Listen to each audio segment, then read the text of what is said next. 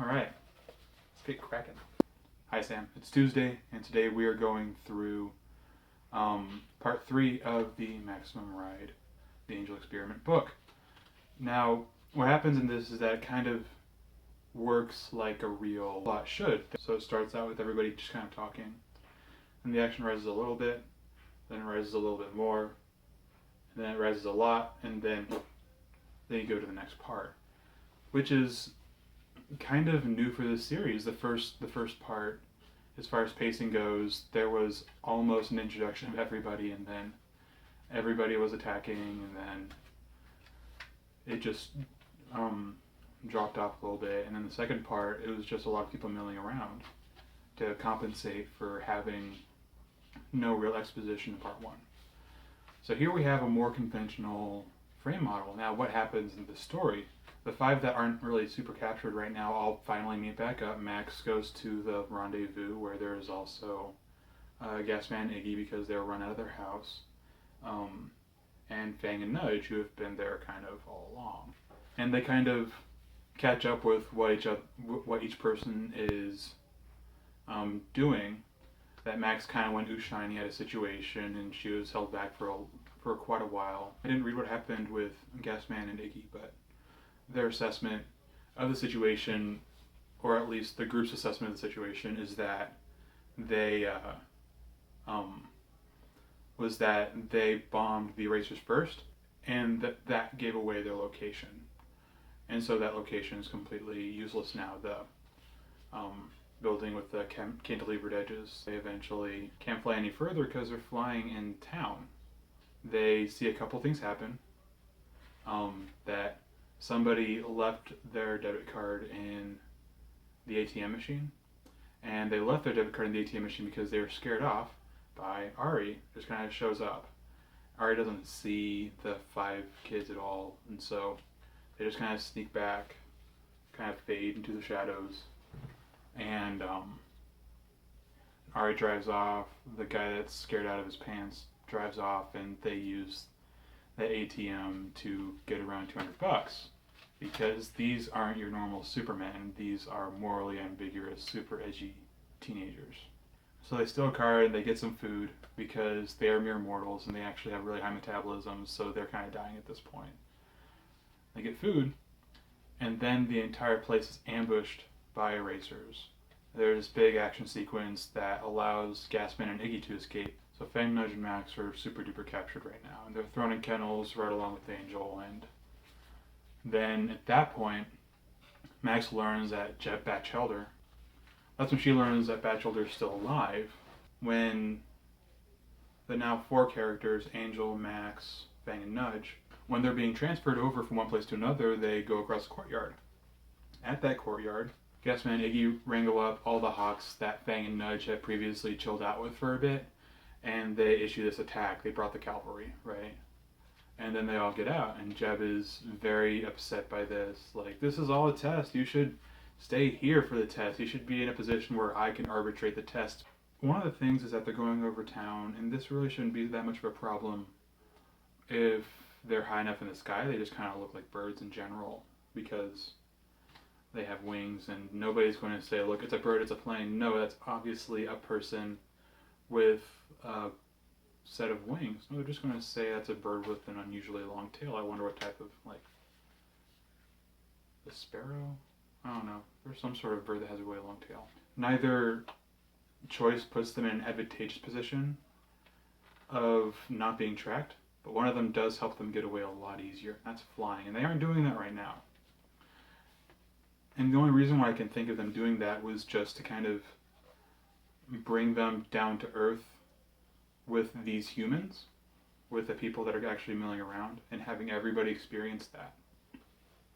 But it's just not practical for the story. So I just remember the type of bird that has 2 long feathers at the end. I'm pretty sure it's a swallow, not a sparrow. One little thing, just to kind of get out of the way, why do these kids know how to hotwire a car?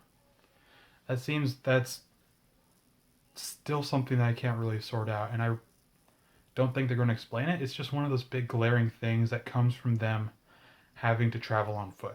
The car they stole had a spare key in, like, the visor, little diddly there. And they got that after they already jammed a screwdriver into the ignition. I mean, shoot. They didn't have to do that. They could have had Providence on their side and had the little key fall down and be like, sweet.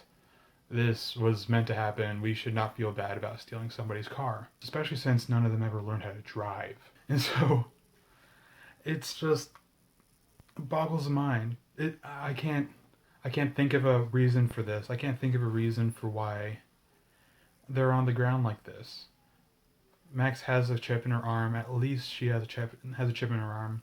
They should be able to track them wherever the kids are. The part where they're kind of on the way seems a little weak, and you can tell because of how frequently the erasers show up. Because they do this whenever the plot slows down. One of the greatest pieces of advice that I got from one of my old friends, writing buddy, is about this similar part of the story where things seem to slow down. And it's good that they slow down. You don't skip these parts when you're writing. You just have to figure out, you have to contextualize why you're writing this. And the thing that he said was, take all those bad parts of your story, or all the boring parts of your story, and just put all the interesting stuff in there. Put all the stuff that you actually like to read. And that's the thing, is that I'm okay with plots. I'm okay with things going in a very plot-based sort of sense. Some of my favorite movies are plot-based movies. But I love characterization so much more. I love the idea that these people are actually richly developed and full and meaningful, and that's what you do during the slow times. And it's not a cheat to do that. And it's not unfair to do that. That's just what you do. And it seems like the other option is just to throw a bunch of bad guys at the main character so that it still seems like an action movie, and there's no variety, there's no richness. It's just one shade. The erasers are like they're just like erasing all the characterization out of it. And second off, when they get captured, when Fang and Nudge and Max get captured, Max says, like, I'm sorry, this is all my fault. How is it her fault? I mean, I get that there's a little bit of that, the fact that Max blames herself for everything because she's the leader, because she's kind of like firstborn in that sense. But they had to eat at some point. They were starving. Actually starving. So it was unavoidable. They were outgunned. They were outmanned. It was... The fact that they beat themselves up about it just doesn't make sense to me either. And it seems like somebody really didn't put that much thought in writing this next part. When Jeb tells Max that she has been designed to save the world, that all the terrible stuff that's happened to her has been in preparation for her to save the world. And I can imagine her hearing this. I still can't imagine a reasonable human being saying this. I mean, just think about it. Think about saying from your own words, okay, I need you to take me really seriously right now. I know life's been tough for you.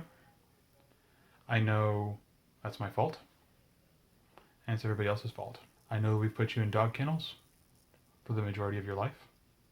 I'm sorry about that. Still going to be in dog kennels, though. But just so you know, you're going to save the world. I know. People don't talk like that. People that value other people focus on bettering their conditions. You're going to see that in their actions. And all that I'm seeing from Jeb is a lot of talk. And I'm seeing him introduce a theme, but when you see it in the context of his character, it's very, very muddied. It's very, very unclear about how it works. And here's the theme, is that everything's a test. Everything is here to make you stronger and to help you persevere when the real trials come ahead. And that's true. And that's not a bad message for teens or for anybody.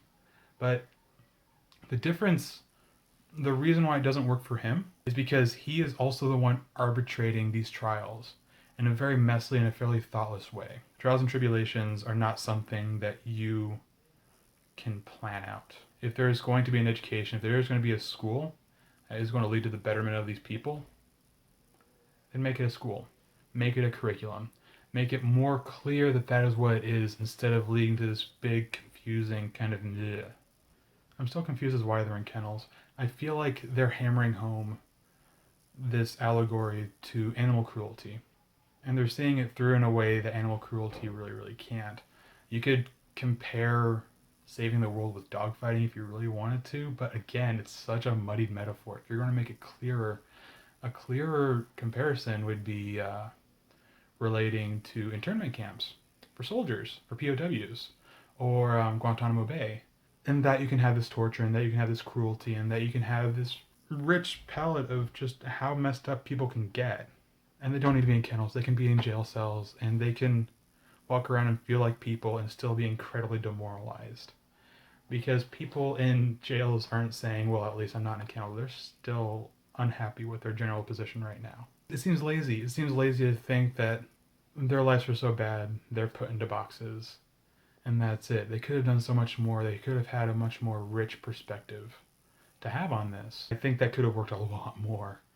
And I think that could have been something that could have left a lot of lateral movement and done what really good kids TV shows do especially, is reference things that kids don't get yet. And then when they learn about those things, they have that connection point of the old TV show. They could have done that with this. They could have done that with this piece and made fairly heavy references to Guantanamo Bay or internment camps, because Guantanamo Bay might not have been a thing around this point. It might have been. I don't remember. They could have made a reference to that so that when these kids grow up, they can say, oh yeah, that reminds me of something that I read. It would have been so much better, and I don't know why they didn't do that.